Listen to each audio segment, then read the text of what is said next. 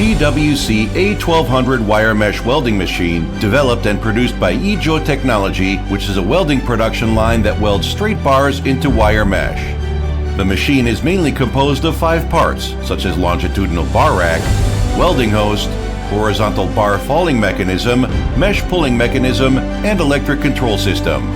The welding speed is 70 to 90 rows per minute. The longitudinal bar spacing is greater than or equal to 75 millimeters stepless adjustable.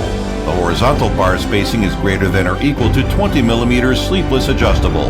The width of welding mesh is 460 to 1,200 millimeters, suitable for 3 to 7 millimeter round steel welding.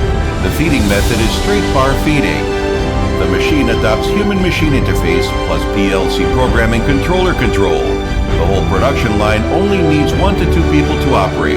The operation is simple and convenient. It produces 3 to 7 millimeter wire mesh, widely used in roads, railways, bridges, tunnels, steel structure, prefabricated housing, and other fields.